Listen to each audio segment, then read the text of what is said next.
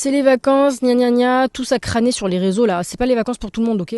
Bon, et pourquoi ce mot il est au pluriel déjà? Pourquoi les vacances? Je t'explique parce qu'au fond je suis sympa et tu le sais. Vacances, ça vient de vacare en latin qui signifie être vide, être inoccupé, être vacant. Et ça peut aussi signifier être oisif, ce qu'on retrouve dans le verbe vaquer, vaquer à ses occupations, vaquer à ses loisirs. Dans la Rome antique, la vacance au singulier, c'est l'interruption des travaux des tribunaux. Seulement, au départ. Alors même en français moderne, même aujourd'hui, la vacance au singulier, ça existe. C'est pour désigner l'état de ce qui n'est pas pourvu. On parle par exemple d'un poste vacant, d'un jour vacant. Et quand il y a plusieurs jours vacants, on met au pluriel, donc les vacances. C'est à partir du 16e, 17e siècle que ça se met à concerner l'école. D'ailleurs, dans le dictionnaire de l'Académie française de 1694, on trouve la définition suivante. Le temps auquel les estudes cessent dans les écoles, dans les collèges, et que les séances des gens de justice ne se tiennent plus, ce qui est ordinairement à la fin de la moisson pendant les vendanges.